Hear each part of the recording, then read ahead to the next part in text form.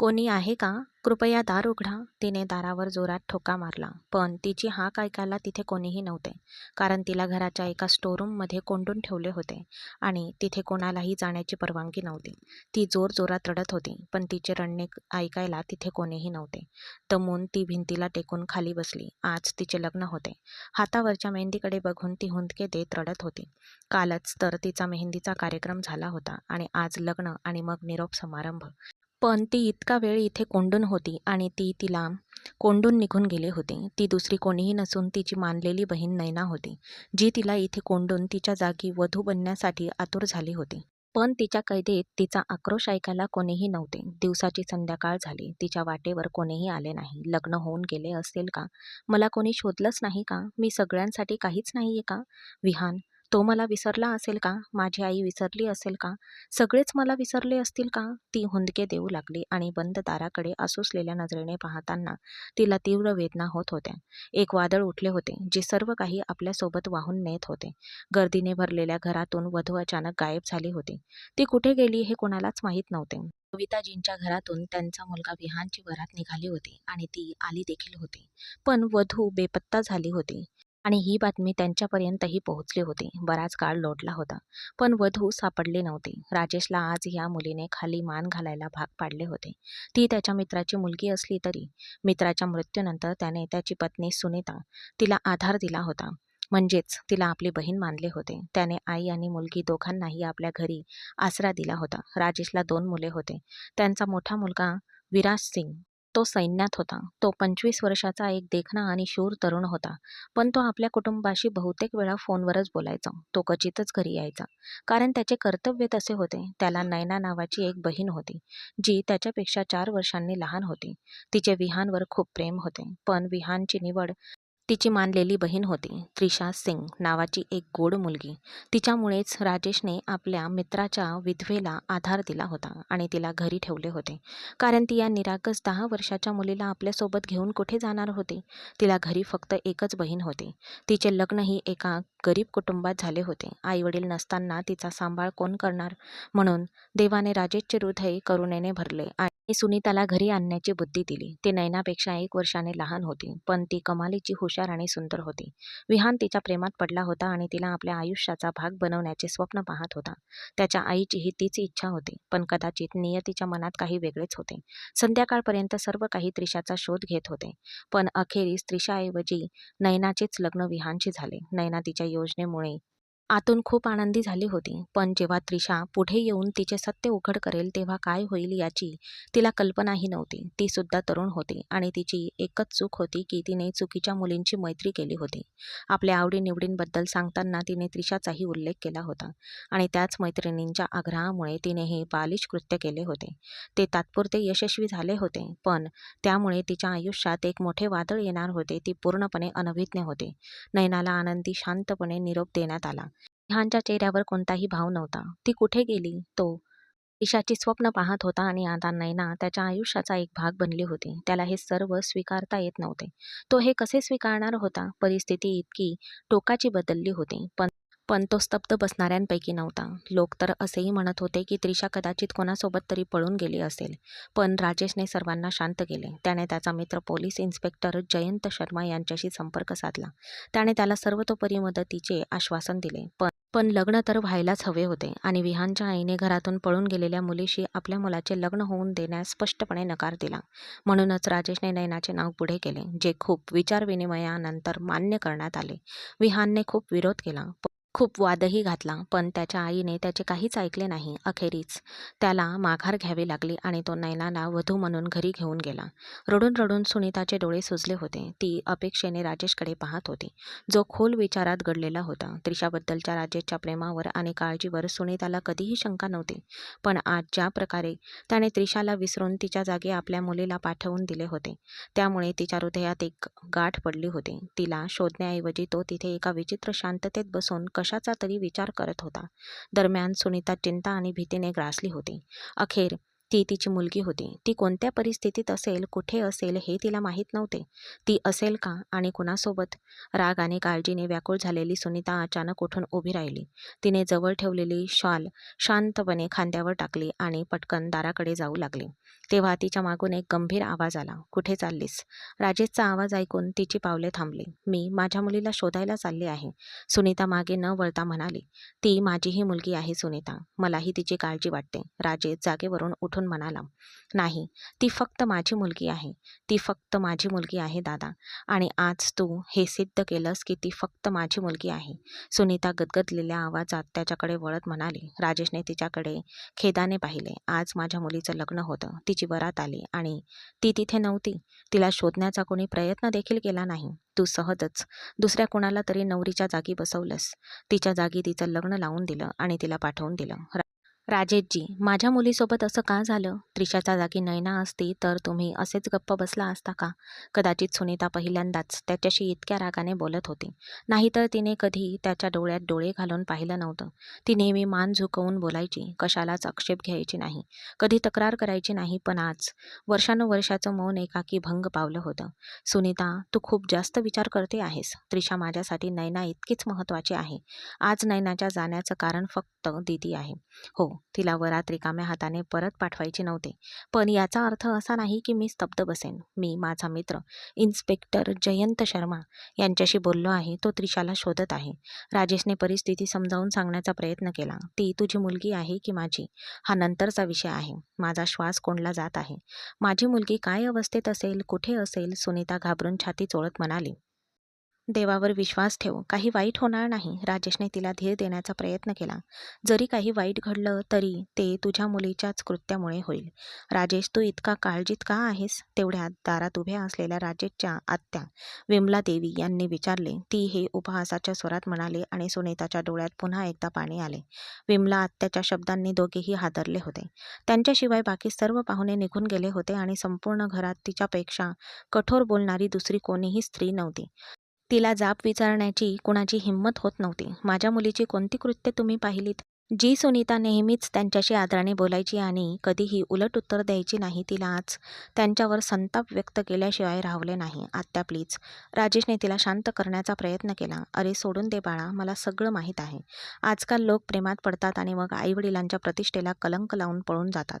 आपल्या आत्याचे शब्द ऐकून सुनीताच्या काळजात धस्स झालं. "काय म्हणतेस आत्या? सगळं ऐकून घेतो आहेस नाही का?" तिने डोळ्यात पाणी आणून राजेशकडे पाहिले, जो स्वतःही हताश दिसत होता. "आत्या, त्रिशा तशी नाही. कृपया आमच्या घराच्या गोष्टींबद्दल बोलू नकोस." अखेरीस राजेशने तिला थांबवलं. "हो हो, मला थांबव. पण तुम्ही लोकांच्या जिभा कशा थांबवू शकता? प्रत्येकाला आवाज असतो, ते बोलणारच. मी फक्त थोडंच बोलले, तर लोक त्याहून खूप जास्त विचार करून गोष्टी रचत आहेत." ती पुढे बोलू लागली. सुनीताने तक्रारीच्या नजरेने राजेशकडे पाहिलं, जो तिला गप्प करण्याचा इशारा करत होता. थोड्या वेळाने विमल आत्या निघून गेल्या. पण सुनीता तिथेच बसून जोरजोरात रडत होती. "सुनीता दीदी, प्लीज काळजी करू नकोस. हो, सगळं ठीक होईल. मी स्वतः त्रिशाला शोधून काढेल. काळजी करू नकोस." राजेशच्या आश्वासनाने ती आशेने त्याच्याकडे पाहू लागली. पण काहीतरी वाईट घडेल या भीतीने तिचे हृदय धडधडत होते. त्रिशा रडत रडत झोपी गेली. रात्रीचे किती वाजले होते हे तिला कळले नाही. पण जेव्हा ती दचकून जागी झाली तेव्हा तिने संपूर्ण स्टोअरूममध्ये नजर फिरवली.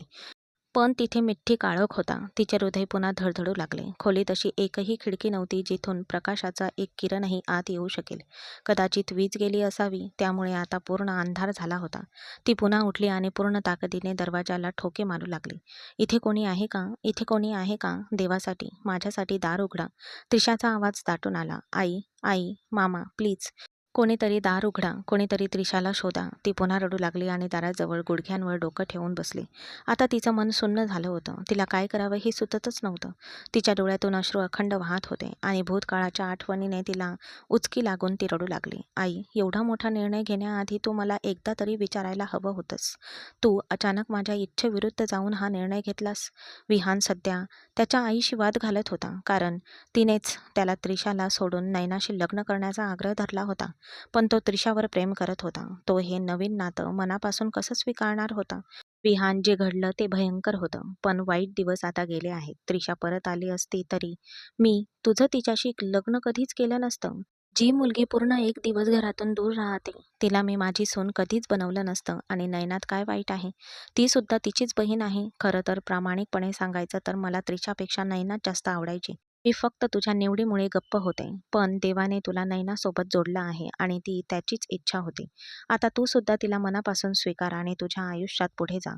त्रिशाचं भूत डोक्यातून काढून टाक.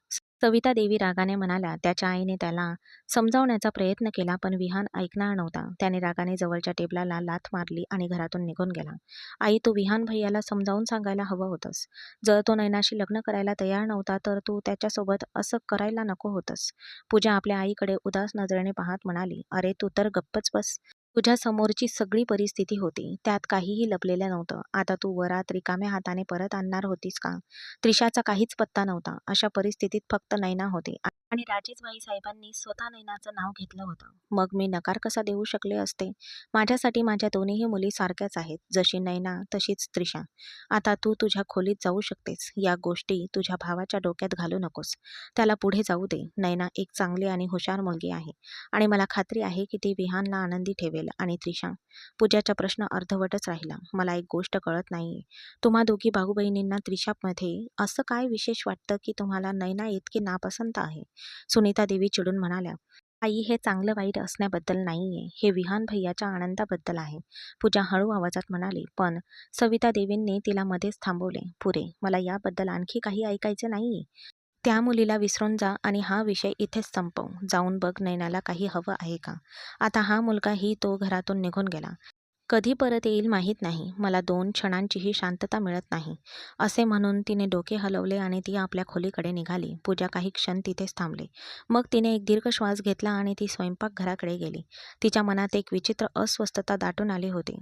दरम्यान पोलीस त्रिशाचा अथकपणे शोध घेत होते, पण त्यांना अद्याप कोणताही ठोस पुरावा सापडला नव्हता. राजेश सिंग आणि सुनीताची प्रकृती प्रत्येक प्रत्येक क्षणाने खालावत होती. रात्रभर रडल्यामुळे सुनीताचे डोळे सुजले होते. राजेश दादा, माझी मुलगी कुठे असेल? तिने थरथरत्या आवाजात विचारले. तिला काही होणार नाही सुनीता, मी तिला शोधून काढेल, काहीही झाले तरी. राजेश सिंगने खंबीर राहण्याचा प्रयत्न केला पण त्याच्या आवाजातील भीती स्पष्टपणे जाणवत होती. त्रिशा कुणालाही ओळखत नव्हती. तिच्या 2-3 मैत्रिणी होत्या आणि त्याही लग्नात उपस्थित होत्या. ती अचानक कुठे गायब झाली होती हे कुणालाच माहीत नव्हते. प्रत्येक कुटुंब काळजी आणि चिंतेने ग्रासले होते. पहाट झाली होती. आकाश हळूहळू उजळू लागले होते. पण त्रिशाचा अजूनही काहीच पत्ता नव्हता. सकाळच्या प्रार्थनेनंतर विमला आत्या घराच्या मागच्या बाजूला सकाळच्या फिरायला गेल्या होत्या. पायऱ्या उतरताना त्या विचारात गडल्या होत्या. तेव्हा त्यांना कोठडीतून दारावरची हलकी थाप ऐकू आली. त्या एकदम थांबल्या. आत कोण आहे? त्यांनी घाबरलेल्या आवाजात विचारले. अंधारात बसलेल्या त्रिशाला जणू एखाद्या देवदूताचा आवाज ऐकू आल्यासारखे वाटले. तिची मावळत चाललेली आशा अचानक पुन्हा जागृत झाली. ती दचकून उठली आणि पूर्ण ताकदीने दरवाजाला ठोका मारू लागली. प्लीज मला वाचवा, मी इथे आहे, दरवाजा उघडा. रडून रडून तिचा आवाज बसला होता. कोण आहे? विमला आत्याने घाईघाईने पुढे येत विचारले. मी त्रिशा, असे म्हणून ती ढसाढसा रडू लागली. विमला आत्याचा चेहरा फिका पडला. थरथरत्या हातांनी तिने बाहेरचे कुलूप उघडले. दरवाजा उघडताच त्रिशा अडखळत धावत बाहेर आली आणि तिने विमला आत्याला मिठी मारली. आत्या, मला खूप भीती वाटत होती. ती उचकी देत रडत होती. विमला आत्याच्या डोळ्यातही पाणी आले. अरे देवा, तुला इथे कोंडून ठेवलं होतं? ती अविश्वासाने म्हणाली आणि प्रेमाने तिच्या डोक्यावरून हात फिरवला. मग तिचा हात धरून ती घाईघाईने घरात गेली. दिवाणखान्यात सुनीता मान खाली घालून रडत होती आणि राजेश सिंग फोनवर कोणाशी तरी बोलत होता. तेवढ्यात त्यांची नजर त्यांच्यावर पडली. वधूच्या वेशात विस्कटलेले केस आणि अश्रूंनी भरलेला चेहरा घेऊन त्रिशाला समोर उभे पाहून ते दोघेही दगडासारखे स्तब्ध झाले. त्रिशा, माझ्या बाळा. सुनीता भांबावलेल्या अवस्थेत तिच्याकडे धावत गेली आणि तिने तिला मिठी मारली. तिचे अश्रू थांबत नव्हते. ती वारंवार दोन्ही हातांनी तिचा चेहरा धरत होती. कधी तिच्या कपाळाचे चुंबन घेत होती तर कधी तिला मिठी मारत होती. राजेश सिंग सुद्धा तिथेच स्तब्ध उभा राहून त्यांना पाहत होता. रात्रभर बेपत्ता असलेली आपली मुलगी अचानक आपल्या समोर उभी आहे यावर तिचा अजूनही विश्वास बसत नव्हता. मग तिने प्रश्नार्थक नजरेने विमला आत्याकडे पाहिले. ती स्टोरूममध्ये होती. मी तिथूनच आले. बाहेरून कोणीतरी दारावर कुलूप लावले होते. बिचारी मुलगी आत रडत होती. विमला आत्याचा आवाज हळुवार होता. कदाचित पहिल्यांदाच तिला आपल्या भूतकाळात बोललेल्या शब्दांबद्दल लाज आणि पश्चाताप वाटत होता. हे ऐकून सुनीताच्या काळजाचा ठोका चुकला. तिने त्रिशाला डोक्यापासून पायापर्यंत न्याहाळले. तिच्या कपाळाचे चुंबन घेतले आणि थरथरत्या आवाजात म्हणाली, हे सगळं कसं झालं माझ्या बाळा? तू तिथे कशी अडकलीस? तू स्टोरूममध्ये काय करायला गेली होतीस? आईच्या प्रश्नांवर आदल्या रात्रीचा प्रत्येक क्षण एखाद्या चित्रपटाप्रमाणे त्रिशाच्या डोळ्यासमोरून तरळून गेला. "हे त्रिशा, माझ्यासोबत ये." नैना अचानक तिच्या बाजूला प्रकट झाली. तिच्या चेहऱ्यावर एक विचित्र हास्य होते. "इथे एक मोठं सरप्राईज आहे. मी ते इथे आणू शकत नाही.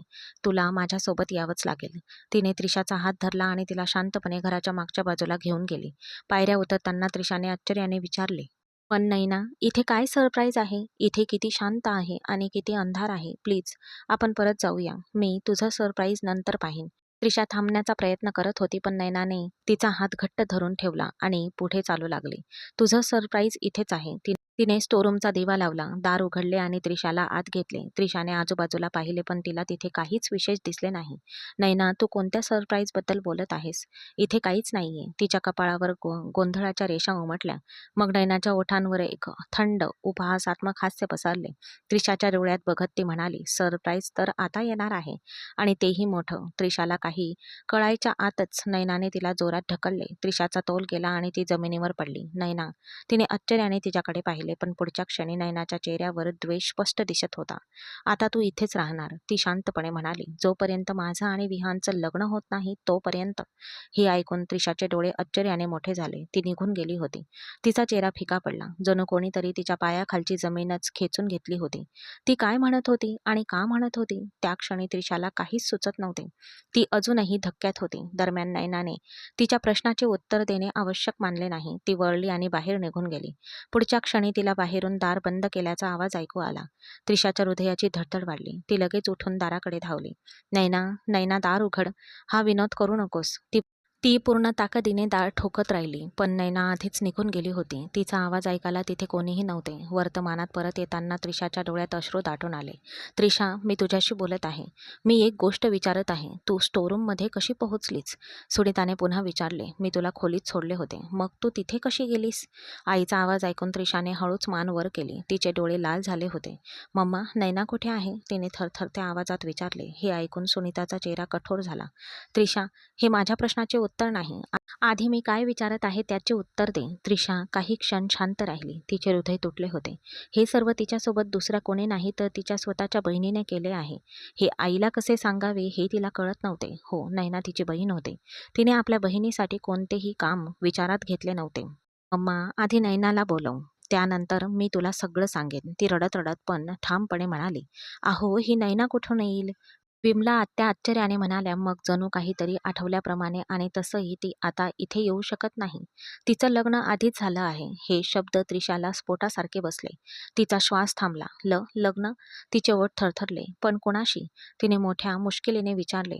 "ज्याच्याशी तुझं लग्न होणार होतं, त्याच व्यक्तीशी." विमला आत्या विचार न करता म्हणाल्या. "पण तुला स्टोरूममध्ये कोंडून ठेवलं होतं. आता आमची इज्जत वाचवण्यासाठी आम्हाला काहीतरी करावंच लागणार होतं. त्या कृपया थोडा वेळ शांत बसा." राजेश सिंगने तिला थांबवले, पण जोपर्यंत खूप उशीर झाला होता. त्रिशाचे डोळे अश्रूंनी भरले होते. तो आवाज खोलीभर घुमला. तिच्या स्वतःच्या घरच्यांनी विहान आणि नैनाचं लग्न लावून दिलं होतं, यावर तिचा विश्वासच बसत नव्हता. तिचे डोळे पाण्याने भरले. तिने दुःखाने आणि खचून जाऊन आपल्या आईकडे पाहिले. "आई, हे खरं आहे का? नैना आणि विहानचं लग्न झालं?" तिच्या प्रश्नात इतकी वेदना होती की खोलीतील प्रत्येकाने आपली नजर खाली झुकवली. "हो." सुनीताच्या डोळ्यात पाणी दाटून आले. "हे खरं आहे. सांग ना, एवढ्या लोकांसमोर आम्ही काय केलं असतं? तुला कल्पनाही नाही." रात्रभर जागून गेली. आता जवळ सकाळ झाली होती. "आम्ही काय सहन करत होतो याची तू कल्पना सुद्धा करू शकत नाहीस."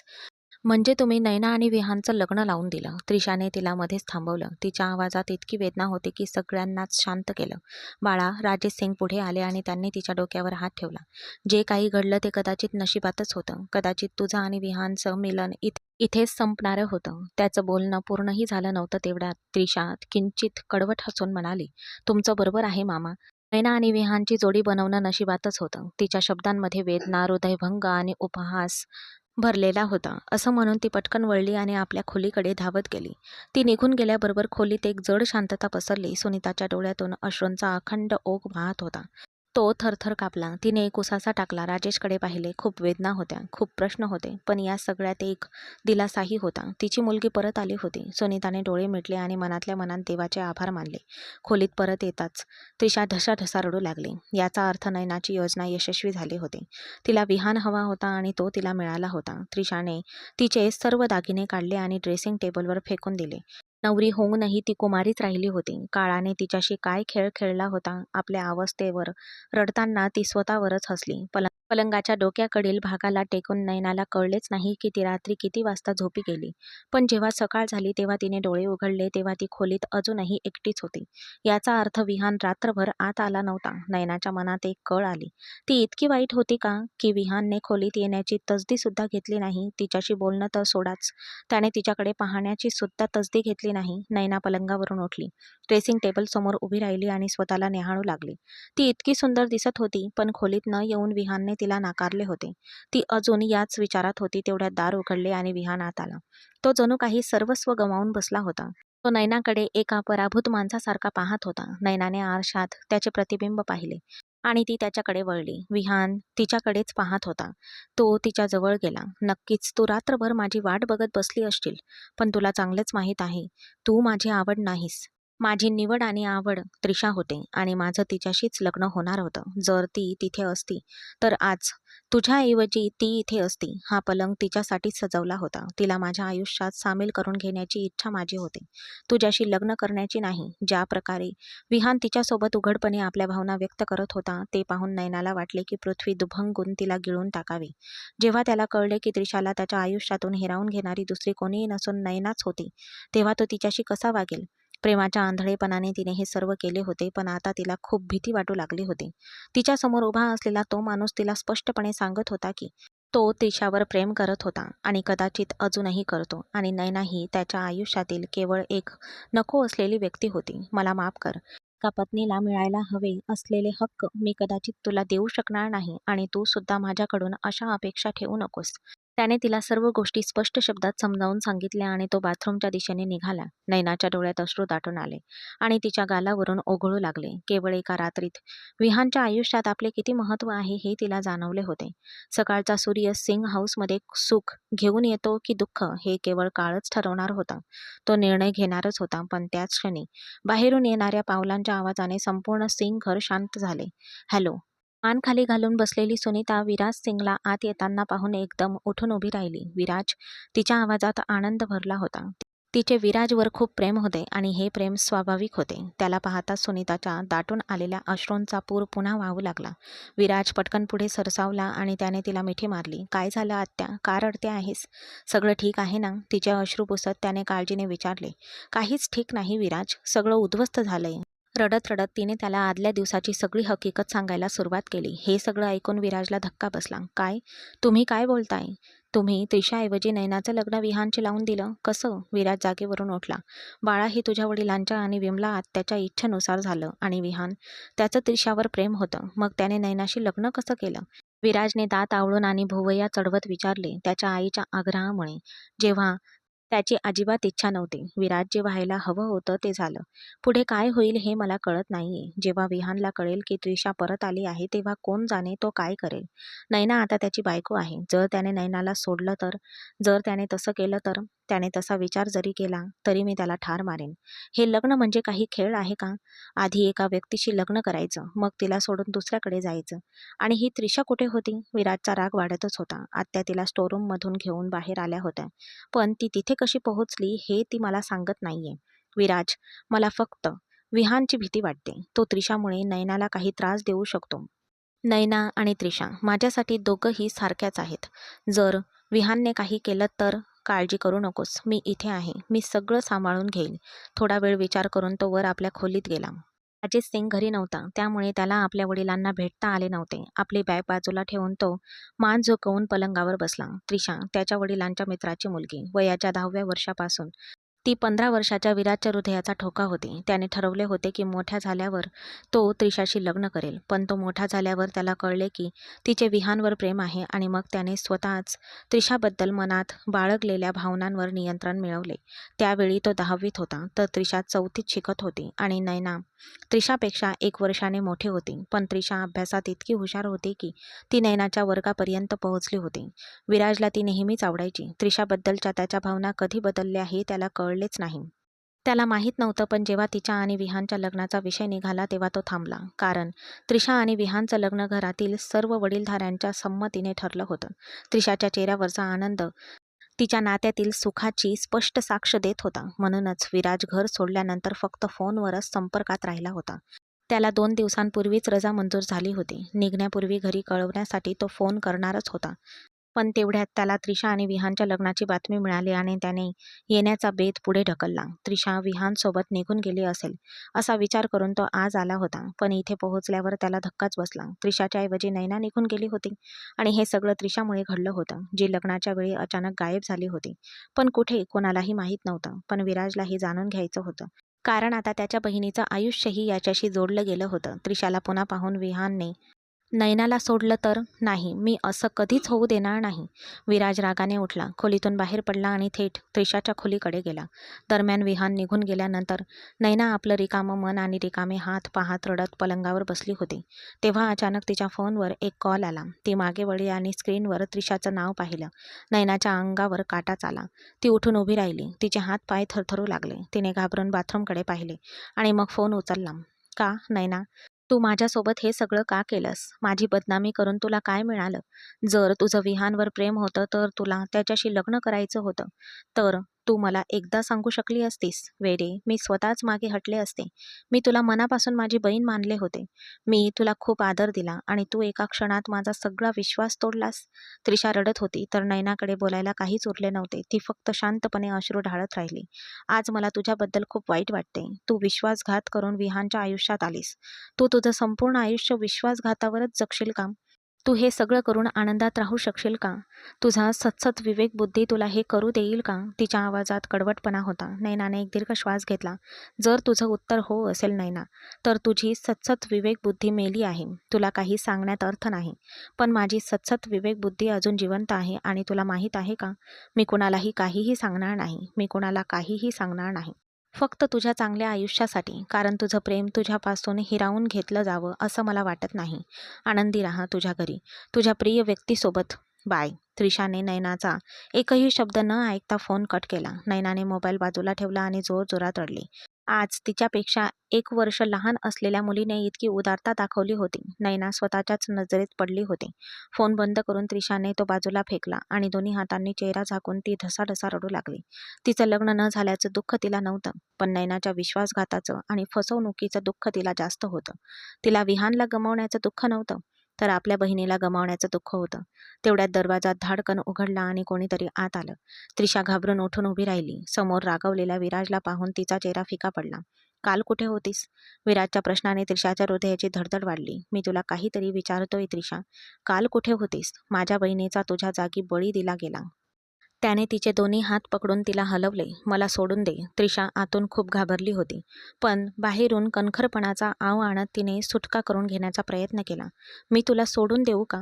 तू जे काही केलंस त्यानंतर मला तुला जिवंत पुरून टाकावंसं वाटतंय. हा सगळा गोंधळ घालण्याची तुला लाज वाटत नाही का?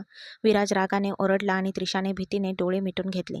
हे सगळं तुझ्या बहिणीने केलं होतं हे ती त्याला कसं सांगू शकत होती? जर तिने खरं सांगितलं असतं तर ती निर्दोष सिद्ध झाली असती.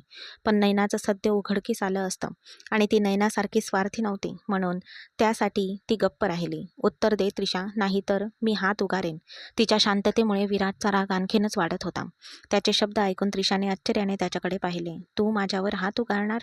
तिच्या आवाजात तीव्र अविश्वास होता. तिच्या डोळ्यातील प्रश्न वाचून विराजचा जीव क्षणात गेला. तो तिच्यावर हात कसा उगारू शकणार होता? जर त्याने तिला मारायला हात उगारला असता तर कदाचित त्याचा जीव गेला असता. त्याने त्रिशाला सोडले आणि तो मागे सरकला. तू माझ्या बहिणीसोबत एक भयंकर गोष्ट केली आहेस, पण लक्षात ठेव, जर विहानने तिला कोणत्याही प्रकारे दुखावले तर मी तुला सोडणार नाही. विराजने तिच्याकडे बोट दाखवून तिला इशारा दिला. तो तिच्या खोलीतून जातच होता. तेवढ्यात त्रिशाचे शब्द ऐकून त्याचे कान थबकले. माझ्याशी लग्न करशील का? जणू काही भूकंपच झाला होता. त्याला वाटले की कदाचित आपण काहीतरी चुकीचे ऐकले आहे. आश्चर्यचकित होऊन तो मागे वळून त्रिशाकडे पाहू लागला. ती चालत त्याच्या जवळ आली. सांग, माझ्याशी लग्न करशील का? त्रिशा त्याच्या डोळ्यात बघून त्याला लग्नाची मागणी घालत होती. तिच्या आवाजात किंवा शब्दात काहीच बदल झाला नाही. फक्त तिच्या डोळ्यातून अश्रू अखंड वाहत होते. तू तुझं डोकं ठिकाणावर आहे का? मुलगी असूनही ती खंबीरपणे उभी होती, तर मुलगा असलेला विराज पूर्णपणे गोंधळलेला होता. तुझ्या बहिणीसाठी हे लग्न कर. विहानची लग्न करूनही नैनाला यश आले नव्हते. तो त्रिशाबद्दल विचार करू शकतो, माझ्या जवळ जाण्याचा प्रयत्न करू शकतो, पण तो मेजर विराज सिंगच्या पत्नीबद्दल कधीच विचारही करणार नाही. सांग ना, तू माझ्याशी लग्न करशील का? त्रिशाचे शब्द ऐकून विराजचे डोळे आश्चर्याने विस्फारले. तो हो किंवा नाही म्हणू शकत नव्हता, तर दुसरीकडे त्रिशा त्याच्यासमोर भावशून्य चेहऱ्याने प्रश्नार्थक नजरेने उभी होती. नाश्ताच्या टेबलापाशी नैना आणि विहानला एकत्र खाली येताना पाहून सविता देवीचे हृदय आनंदाने भरून आले. या या माझ्या मुलांनो, या आणि नाश्ता करा. सविता देवींनी प्रेमाने त्यांचे आपल्याजवळ स्वागत केले. नैना आणि विहान त्यांच्या बाजूला शांतपणे बसले. सविता देवींनी उत्साहाने त्यांना नाश्ता वाढला. नैनाने नाश्त्याचे काही घास घेतले आणि आपला हात मागे खेचला. अगं नैना, अजून खा ना, तू मागे का हटलीस? माझं पोट भरलंय, नैना शांतपणे म्हणाले. विहान बाळा, आज संध्याकाळी रिसेप्शन आहे, म्हणून नैनाला पार्लरमध्ये सोड. आई, नैनाला पूजासोबत पाठवा. मला काही महत्त्वाचं काम आहे, त्यामुळे मला उशीर होईल. विहान उठून उभा राहिला आणि थेट सांगितले. बाळा, आज काय करतोयस? आज रिसेप्शन आहे, हे तुला माहीत आहे, तरीही? सविता देवी समजावण्याचा प्रयत्न करत होत्या. आई प्लीज, मला वाद घालायचा नाही. तुमचं म्हणणं मी पूर्ण केलंय. आता माझ्याकडून आणखी काही अपेक्षा ठेवू नका. असं म्हणून विहान निघून गेला. सविता देवीच्या काळजाला वेदना झाल्या, पण नैनाच्या डोळ्यातील अश्रू पाहून चेहऱ्यावर किंचित हसू आले. नैना, काळजी करू नकोस. याला थोडा वेळ लागेल. तो आपोआप बरा होईल. जखम अजून ताजी आहे, पण मला खात्री आहे की तू तुझ्या प्रेमाने त्याला तुझ्याकडे परत आणशील. सविता देवींनी तिच्या खांद्यावर हात ठेवून प्रेमाने आणि आत्मविश्वासाने म्हटले. नैना फक्त त्यांच्याकडे पाहत राहिली. त्या संध्याकाळी सिंग घराण्याचा एकुलता एक मुलगा विराज त्रिशाशी लग्न करणार होता. ही इच्छा स्वतः त्रिशानेच व्यक्त केली होती. विराजने होकार देताच त्याने हा विषय आपल्या वडिलांसमोर मांडला. सुनीता तर पार गोंधळली होती. राजेशजींनी नेहमीच त्रिशाला स्वतःच्या मुलीप्रमाणे वाढवले होते. यामुळे नैना, विराज आणि त्रिशा भावंडांप्रमाणे राहत होते. पण हे नाते फक्त जगाच्या नजरेतच होते. विराजप्रमाणेच त्रिशाचेही आई वडील विभक्त झाले होते. एका पुरोहितांचा सल्ला घेऊन आणि त्यांचे मत विचारात घेऊन त्यांचे लग्न लावण्याचा निर्णय घेण्यात आला. लग्न फक्त कुटुंबातील सदस्यांच्या उपस्थितीत पार पडले. अभिनंदन, विवाह संपन्न झाला आहे. पुरोहितांचे शब्द ऐकून विराजने एक मोठा सुस्कारा सोडला आणि वडिलांकडे पाहिले. राजेश सिंग पुढे आले आणि त्यांनी आपल्या मुलाला मिठी मारली. अभिनंदन बाळा. त्यांच्या चेहऱ्यावर शांती आणि समाधान स्पष्टपणे दिसत होते. सुनीतानेही त्रिशाच्या कपाळाचे चुंबन घेतले आणि तिच्या सुखासाठी प्रार्थना केली. ती वधू झाली. हो, आज ती वधू होती आणि आज तिचं लग्न झालं होतं. दारातून आत पाऊल टाकताच विहानला धक्काच बसला. त्रिशा परत आल्याची बातमी त्याला नुकतीच मिळाली होती आणि तो आनंदाने राजेश सिंगच्या घरी पोहोचला होता. पण त्रिशाला इथे वधूच्या रूपात पाहून तो स्तब्ध झाला. सगळ्यांच्या नजरा त्यांच्यावर खिळल्या होत्या. त्रिशाच्या डोळ्यात पाणी तरारलं, पण तिने स्वतःला सावरलं. जर तिने हे पाऊल उचललं होतं तर तिला त्यावर ठाम राहायचंच होतं. विहान थेट त्रिशासमोर उभा राहिला. ते डोळे न मिटता एकमेकांकडे पाहत राहिले. तू हे का केलंस? त्याने वेदनेने भरलेल्या स्वरात विचारले. मी तुला काहीतरी विचारतोय. तू असं का केलंस? यावेळी विहानचा आवाज चांगलाच वाढला होता. विराजने त्याला मागे ढकलण्याचा प्रयत्न केला, पण राजेश सिंगने त्याला हात पकडून त्याला थांबवले. विहान, आता मला काहीही विचारण्याचा तुला अधिकार नाही. हो, काल जर तू माझी जागा दुसऱ्या कोणाला तरी दिली नसतीस तर कदाचित मी या प्रश्नाचं उत्तर दिलं असतं. पण तू आता पुढे निघून गेलास, त्यामुळे आता कोणतेही प्रश्न आणि उत्तर असणार नाहीत. त्रिशा डोळे न मिटता ठामपणे म्हणाली. त्रिशा, तू माझा विश्वासघात केला आहेस. लग्नाच्या अगदी आधी तू गायब झालीस आणि आज परत आलीस. परत आल्यावर तू विराजशी लग्न सुद्धा केलंस. वा, खूप छान. आणि आणि आता तू म्हणतेस की तू माझ्या एकाही प्रश्नाचं उत्तर देणार नाहीस. विहानच्या उपहासात्मक शब्दांना उत्तर देताना त्रिशा जराही डगमगली नाही. हो, मी देणार नाही. कालच्या घटनेनंतर तू एक निर्णय घेतलास आणि त्या निर्णयानंतर आज मी एक निर्णय घेतला आहे. हिशोब चुकता झाला आहे. आता तू जाऊ शकतोस. त्रिशाने त्याच्याकडे पाहिले आणि त्याला बाहेर जाण्याचा मार्ग दाखवला. तिच्या शब्दांनी विराज थक्क झाला. म्हणजे तिने तिने नैनाशी विहानचं नातं वाचवण्यासाठी नाही, तर विहानवर सूड घेण्यासाठी लग्न केलं होतं. तिच्या प्रेमात आंधळा झाल्यामुळे त्याला तिचा डाव कळलाच नव्हता. विराजने डोळे घट्ट मिटले. जर त्याने हृदयाऐवजी आपल्या बुद्धीचा वापर केला असता तर त्याला या लग्नामागे त्रिशाचा खरा हेतू कळला असता. तू खूप नीच आहेस. विहानचे वाक्य पूर्ण होण्याआधीच विराजचा कठोर आवाज खोलीभर घुमला. विराजच्या कठोर शब्दांनी त्याला थांबवलं. खबरदार, जर तू माझ्या बायकोबद्दल एक जरी वाईट शब्द बोललास तर. नाहीतर, विराजच्या धमकीने तो संतापला. नाहीतर काय? तू काय करशील? मला मारशील का? चल ना, मार मला. असे म्हणत विहानने विराजला दूर ढकलले. एका क्षणासाठी वातावरणात तणाव भरला होता. विहान, तू हे काय करतो आहेस? हा कसला नाटकपणा केला आहेस? राजेश सिंगने त्याला रागाने थांबवत विचारले. हा नाटकपणा तुम्ही लोकांनीच केला आहे. तुम्ही सर्वांनी माझा खूप मोठा विश्वासघात केला आहे. त्रिशाला माझ्यापासून दूर नेण्यासाठी तुम्ही हा सगळा खेळ रचला आहे. तुमची मुलगी नैना मला आवडत नसल्यामुळे तिचे लग्न माझ्याशी लागावे म्हणून तुम्ही हे सर्व केले. तुम्ही सर्वांनी माझ्यासोबत खूप घाणेरडा खेळ खेळला आहे आणि यासाठी मी तुमच्यापैकी कुणालाही माफ करणार नाही. आणि नैनाबद्दल बोलायचं तर आता बघा मी काय करतो.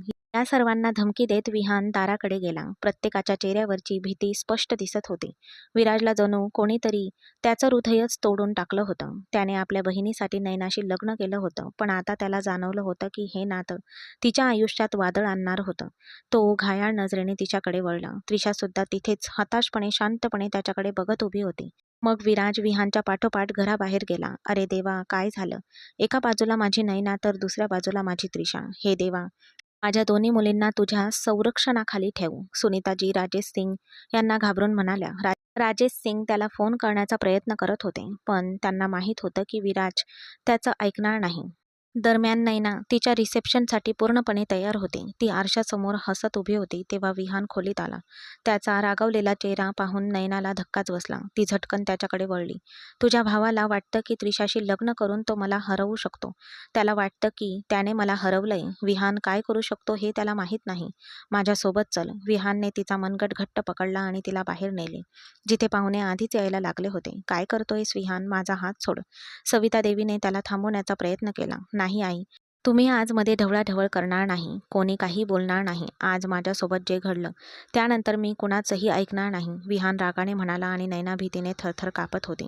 तिला वाटले होते की त्रिशाने खरे सांगितले आहे, पण त्रिशाचे लग्न तिच्या भावाशी झाले आहे हा विहानचा दावा तिने ऐकलाही नव्हता. ती केवळ भीतीतच हरवून गेली होती. तुझ्या भावाने माझी त्रिशा माझ्यापासून हिरावून घेतली आणि आता मी तुला इथे माझी पत्नी म्हणून ठेवणार? अशक्य. मी नैनाला घटस्फोट देणार आहे. त्याचे बोलणं पूर्ण होण्याआधीच सविता देवींनी अचानक आपल्या हृदयावर हात ठेवला आणि त्या जमिनीवर कोसळल्या. विहानच्या पायाखालची जमीन सरकली. आपल्या आईला इतक्या अचानक पडताना पाहून तो लगेच तिच्याकडे धावला. आई, आई डोळे उघड, तो ओरडला. पण सविता देवींचे डोळे बंद होते आणि ते दृश्य पाहून विहानला धक्काच बसला.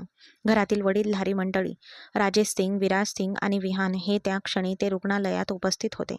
सविता देवींना हृदयविकाराचा झटका आल्याने त्या ICU-मध्ये होत्या. विहानचे शब्द त्यांना सहन होत नव्हते आणि त्या धक्क्याने त्या मृत्यूशी झुंजत होत्या. विहान भिंतीला टेकून उभा होता आणि आईची पर्वा न करता रागाच्या भरात इतक्या टोकाचा निर्णय घेतल्याबद्दल स्वतःला दोष देत होता. आज त्याची स्वतःची आई रुग्णालयात मृत्यूशी झुंज देत होती. आपण इतके स्वार्थी कसे झालो असा त्याला प्रश्न पडला. तेवढ्यात त्याला आपल्या खांद्यावर एक हात जाणवला. त्याने वर पाहिले तर राजेश सिंग त्याच्यासमोर उभे होते. हिम्मत ठेव बाळा, तुझ्या आईला काहीच होणार नाही, राजेश सिंग त्याला म्हणाले. त्याने त्याचे सांत्वन केले आणि एवढं सगळं होऊनही तो त्याची काळजी घेत होता हे पाहून विहानच्या डोळ्यात पाणी आले. मी रागाच्या भरात तुम्हाला कितीतरी गोष्टी बोललो. मी तुम्हाला आणि माझ्या आईला दुखावलं. त्याचा आवाज कापरा झाला होता. बघा, हे सगळं माझ्यामुळे झालं. देवाने मला काय शिक्षा दिली आहे? फक्त प्रार्थना करा की माझी आई बरी व्हावी. त्या क्षणी विहान फक्त एका मुलासारखा विचार करत होता. त्याचा स्वाभिमान आणि राग मागे पडला होता. थोड्या वेळाने जेव्हा डॉक्टर बाहेर आले तेव्हा विहान लगेच त्यांच्याकडे धावत गेला. माझी आई आता कशी आहे? त्याच्या आवाजात चिंता स्पष्ट दिसत होती. डॉक्टरने त्याचे सांत्वन केले. सध्या ती धोक्याबाहेर आहे, पण तिची प्रकृती पूर्णपणे अस्थिर आहे. हे चांगलं नाही. तिचं हृदय खूप कमजोर आहे.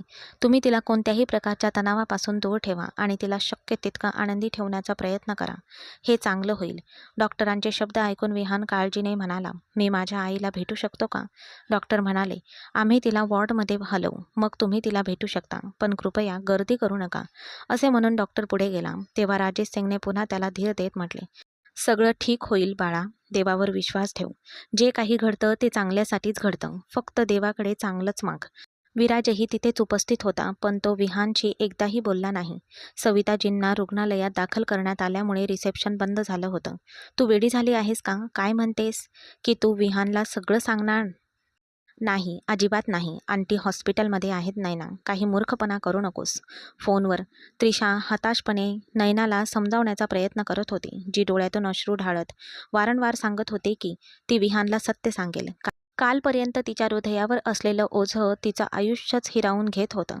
तिला इच्छा असूनही आनंद मिळू शकत नव्हता आणि आज ज्या प्रकारे विहान तिला सोडून जाण्याबद्दल बोलत होता, त्याने तिचं हृदय हादरवून टाकलं होतं. ती घाबरली होती. तिला देवाची भीती वाटत होती. तिने लपवलेल्या सत्याची भीती. तिने ठरवलं होतं की ती विहानला सत्य सांगेल आणि त्यानंतर जर जर त्याला तिला ठेवायचे नसेल तर ती इथे राहणार नाही.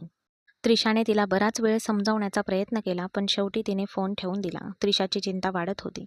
तेवढ्यात विराज खोलीत आला आणि त्रिशाला फोन बाजूला ठेवताना पाहून तो थांबला. "आता कशा आहेत आंटी?" विराजला आत आलेले पाहून त्रिशा उठून सविता देवीबद्दल विचारायला त्याच्याकडे गेली. "त्या आता ठीक आहेत," तो तुटकपणे म्हणाला आणि पुढे जाऊ लागला. तेव्हा त्रिशाने त्याचा हात पकडला. "तुम्ही माझ्यावर का रागावला आहात? मी काय केले आहे?" तिच्या आवाजाने विराजला राग आला. "तू असे विचारत आहेत जणू मी तुझ्यावर रागावलो आहे. याबद्दल तुला काहीच माहीत नाही. तू विहानसोबत जे काही केलंत, तू त्याच्याशी जे काही बोललीस, त्यानंतर आपल्यात सगळं काही ठीक होईल असं तुला वाटतं का? आपल्या लग्नामागचं कारण तुला माहीत आहे आणि मी ते तुला सांगितलं देखील आहे. तरीही तुला माझ्यावर शंका आहे." त्रिशाला खूप वाईट वाटले. "मी कशावर विश्वास ठेवू त्रिशा? जे तू मला एकांतात सांगितलंस त्यावर? की जे तू सगळ्यांसमोर म्हणालीस त्यावर? माझ्या डोळ्यात बघ, मी तुझ्याशी खोटं बोलते असं तुला वाटतं का?" आशेच्या नजरेने त्याच्याकडे पाहत ती म्हणाली, "हो, माझा तुझ्यावर विश्वास नाही." विराजचे शब्द ऐकून त्रिशाचे हृदय तुटले. तिने हळूच आपला हात मागे खेचला. "ठीक आहे, आता मी कोणालाही काही स्पष्टीकरण देणार नाही. तुला जे हवं ते समज." "जसं हवं तसं," ती हे दुःखाने म्हणाली आणि ड्रेसिंग रूमकडे निघाली. तर विराजने एक दीर्घ श्वास घेतला आणि डोके हलवले. सविता देवींची प्रकृती आता बऱ्यापैकी सुधारली होती. त्रिशाने तिला काहीही न सांगण्यास सांगितले असतानाही नयनाने विहानला काहीही सांगितले नाही. पण ती आपल्या सासूबाईंची मनापासून सेवा आणि काळजी घेत राहिली. दरम्यान त्रिशा आणि विराज यांच्यातील दुरावा वाढला होता आणि त्यांचे नाते अजूनही सुधारत नव्हते. नयना रोज देवाकडे क्षमा मागत असे. तिने जे काही केले होते त्यानंतर सर्व काही उद्ध्वस्त झाले होते आणि ते पुन्हा सावरण्यासाठी बराच काळ लागणार होता. तिच्या हृदयात एक अशी वेदना होती जी कदाचित आयुष्यभर टिकणार होती. तरीही ती देवाकडे प्रार्थना करत राहिली. तिने मदत मागितली आणि हिंमत एकवटून विहानला सत्य सांगायचे ठरवले. "ठीक आहे विराज, प्लीज माझ्यासोबत चल." विराज खोलीत शिरताच त्रिशाने त्याचा हात पकडला आणि बाहेर जाण्याचा प्रयत्न केला. तिच्या आवाजात तिची अस्वस्थता स्पष्टपणे जाणवत होती. "कुठे जायचं आहे?" विराज थांबला आणि तिच्याकडे पाहू लागला. त्याचा चेहरा कठोर झाला. आपण आपण नयनाकडे चाललो आहोत," त्रिशा काळजीने म्हणाली. "पण का? काय झालं?" तो लगेच सावध झाला. "ती विहानला सत्य सांगेन आणि त्यानंतर जर मी तिला थांबवू शकले नाही तर सगळं संपेल." त्रिशाच्या डोळ्यात पाणी आले. "प्लीज चल." तिने वाक्य अर्धवट सोडले आणि जवळ हात जोडले. "तू मला खरं सांगशील का? मला काहीतरी शोधून काढू दे." विराजचा आवाज जड झाला. त्याच्या कपाळावर आठ्या पडल्या आणि विहानचं नाव ऐकताच त्याच्या मनात राग आणि चिंता दाटून आली. "मी तुला सांगू शकत नाही. प्लीज माझ्यासोबत ये. मला तिला थांबवायलाच हवं. जर तिने विहानला सगळं सांगितलं तर आपण सगळे बर्बाद होऊ." त्रिशा थरथरत म्हणाली, "तू काय म्हणालीस?" यावेळी विराजने तिला मध्येच थांबवलं. तिचे दोन्ही हात पकडून तिला हलवले. त्याचा आवाज रागाने भरलेला होता. "मी तुला काहीतरी विचारतोय त्रिशा. मला खरं सांग, असं काय आहे जे तुला आणि नयनाला माहीत आहे पण आम्हाला नाही?" मी तुम्हाला सांगू शकत नाही. मी स्वतःलाच वचन दिलंय. प्लीज समजून घेण्याचा प्रयत्न करा." त्रिशा गदगदलेल्या आवाजात रडली. "जर नयनाने खरं सांगितलं तर मी स्वतःला कधीही माफ करू शकणार नाही." "गप्प बस, फक्त गप्प बस." विराज अचानक भडकला. त्याच्या डोळ्यात राग स्पष्ट दिसत होता. "ना तू कुठे जाणार ना मी कुठे जाणार. तुला कळतंय का?" त्याने तिचा हात झटकन सोडला आणि तो निघून जाऊ लागला. पण त्रिशाने त्याचा हात घट्ट पकडला आणि त्याला स्वतःकडे ओढले. ती असे करेल अशी विराजला अपेक्षा नव्हती. त्याचा तोल गेला. तो तिला धडकला आणि दोघेही पलंगावर पडले. त्रिशा घाबरून त्याच्याकडे पाहत होती. तिचे हृदय धडधडत होते. तर विराज तिच्याकडे होता. तिच्याकडे रागाने आणि आश्चर्याने पाहत होता. "ते काय होतं?" त्याने कठोर स्वरात विचारले. ती म्हणाली, "तू ऐकत नव्हतास." त्रिशाने थरथर स्पष्ट केले. तिच्या डोळ्यात भीती आणि असहाय्यता दोन्ही होती. "सांग, तुला काय म्हणायचं आहे?" तो आरामात तिच्याकडे पाहत तिला विचारत होता. "जर तू माझ्यापासून दूर झालास तर मी तुला काहीतरी सांगेन." "माझा श्वास कोंडतोय विराज, प्लीज दूर हो." दोन्ही हातांनी त्याची छाती दाबून आपली अस्वस्थता आवरत ती म्हणाली. पण आता विराजवर एका वेगळ्याच प्रकारची नशा चढली होती. त्रिशा त्याच्या अगदी जवळ होती. तिचा स्पर्श त्याला अगदी जवळून जाणवत होता आणि त्याचे हृदय वेगळ्याच प्रकारे धडधडू लागले होते. विराजने तिची दोन्ही मनगटे आपल्या पकडीत घेतली, कधी जवळ तर कधी दूर. मला जायची इच्छा नाही, तो गंभीर स्वरात म्हणाला आणि त्रिशाच्या मनात धोक्याची घंटा वाजली. विराज प्लीज, मला नयनाला भेटायचंय, त्या विहानला. त्रिशा पुन्हा काहीतरी बोलण्याचा प्रयत्न करणार होती, पण पुढच्या क्षणी विराजने तिच्या गळ्यात आपले दात रोवले. तिने श्वास रोखून धरला. तुझ्या ओठांवर फक्त विराज सिंगचंच नाव असायला हवं, मिसेस. त्याने आपलं नाक तिच्या नाकाला घासलं आणि तिच्या हृदयाचे ठोके विस्कळीत केले. दीर्घ श्वास घेत तिला जाणवू लागलं की विराज तिच्याकडे आकर्षित होत आहे.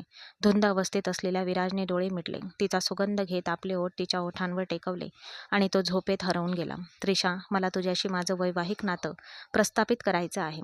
आत्ता, आजच, ह्यावेळी. तुझ्या इतक्या जवळ येणं आता खूपच पुढे गेलं आहे.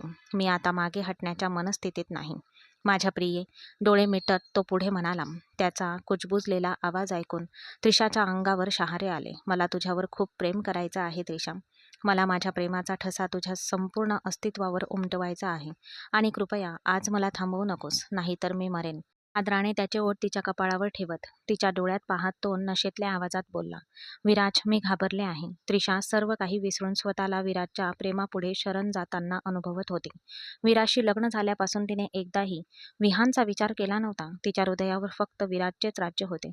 पण तिने हे विराजला सांगितले नाही. त्याने तिला संधीच दिली नाही.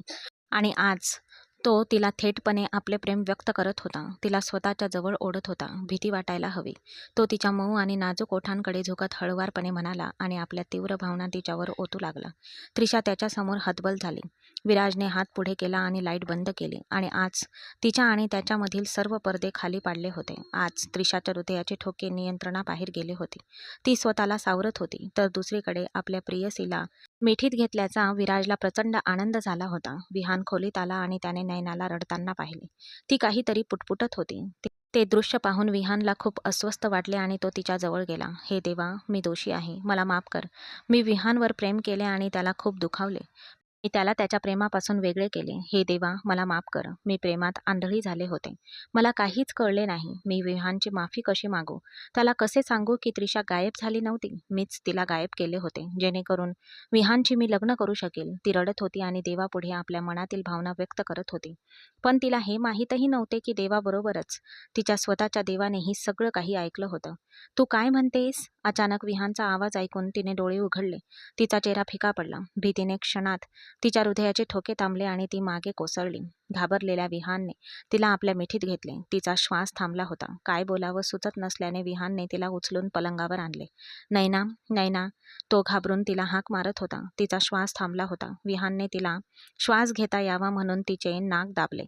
पण त्याचा काहीच उपयोग होत नव्हता. तो खाली वाकला आणि तिचे हृदयाचे ठोके पुन्हा पुन्हा तपासू लागला, जे त्याला अजिबात जाणवत नव्हते. विहानला असं वाटलं की जणू एका क्षणात त्याचा जीव निघून गेला आहे. तिला पुन्हा जिवंत करण्याच्या प्रयत्नात तो तिच्या ओठांवर झुकला. तिला पुन्हा जिवंत करण्याचा प्रयत्न करत तो बराच वेळ तिथेच राहिला, पण ती जागची हलली नाही. नैना, डोळे उघड, नाहीतर मी तुला कधीही माफ करणार नाही. डोळ्यातून वाहणारे अश्रू थांबवू न शकल्याने तिचे ओठ पुन्हा घट्ट पकडत तो तिच्या कानात आक्रमकपणे कुजबुजला. नैना परत मिळावी म्हणून त्याने देवाकडे मनापासून प्रार्थना केली आणि देवाने ती ऐकली. अचानक एक दीर्घ श्वास घेत तिने घाबरून त्याच्याकडे पाहिले. तर विहानने तिला शुद्धीवर आलेले पाहून तिच्या कपाळाला स्पर्श केला. त्याने आपले कपाळ टेकवले. देवाचे आभार, तू ठीक आहेस? त्याने नयनाला मोठ्या काळजीने विचारले. जर नैना बोलू शकली असती तर ती निशब्द आश्चर्यचकित नजरेने पाहून विहान हळुवारपणे हसला. पुन्हा एकदा प्रेमाने तिच्या ओठांना स्पर्श केला आणि तिला आपल्या कुशीत घेतले. नैना उचकी देत हुंदके देत रडू लागली. विहानने तिला माफ केले होते. तिच्या मनाचा भार हलका झाला होता. या चमत्काराबद्दल ती देवाचे कितीही आभार मानले तरी ते कमीच होते. असे कितीतरी क्षण निघून गेले. तिचे अश्रू थांबल्यावर तो आपल्या हातांनी तिचा चेहरा पुसू लागला. अरे, आता आणखी रडू नकोस. देवाने तुझी प्रार्थना ऐकली आहे, तो अगदी हळुवारपणे गोड आवाजात म्हणाला. तिचे अश्रू थांबले होते, पण उचकी सुरूच होती. तू मला माफ केलंस का? तिने आशेने पापण्या उंचावत विचारले. विहानने गोड हसून होकारार्थी मान हलवली. नैनाने एक दीर्घ श्वास घेतला. विहानच्या गळ्याभोवती हात टाकले आणि तिचे ओठ त्याच्या हलक्या दाढी असलेल्या चेहऱ्यावर टेकवले. त्रिशा, मनात काहीही ठेवू नकोस. तू निर्दोष होतीस. तिच्या पहिल्या मोहक स्पर्शाने त्याच्या हृदयाची धडधड वाढली होती. त्या विहानच्या कपाळावर आता त्रिशाचे नाव ऐकताच आढ्या पडल्या. नैना, मी मान्य करतो की आपलं नातं, आपलं लग्न हे सगळं तुझंच नियोजन होतं. पण तू खरं तर काहीच केलं नाहीस. हे सगळं देवाचंच काम होतं. जर तू हिशोब केलास तर आपलं नातं आकाशात बनलं आहे आणि देवाने माझी जोडी तुझ्याशीच जोडली होती. मग त्रिशा माझ्या आयुष्यात कशी येऊ शकली असती? विहानचे शब्द ऐकून नयनाच्या ओठांवर स्मित हास्य उमटले. इथे ये माझ्याकडे. विहानने तिला स्वतःच्या जवळ ओढले आणि ती सुरुवातीला थोडी संकोचली. मग आणखी जवळ आली.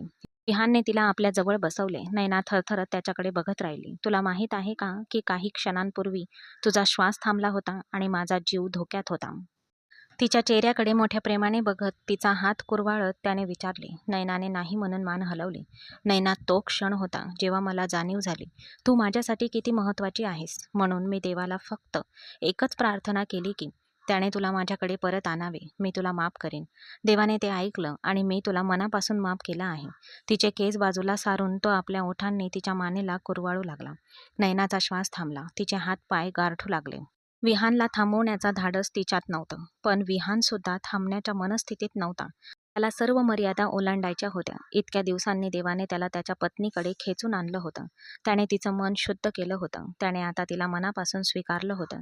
म्हणून त्याला तिच्यासोबतचं नातं पुढे न्यायचं होतं. तिचं डोकं उशीवर ठेवून तो तिच्यावर झुकला. मला माझ्या पत्नीसोबत एकांताचे क्षण हवे आहेत, जिथे फक्त तीच मला दिसेल आणि तिच्या मनात फक्त माझाच विचार असेल.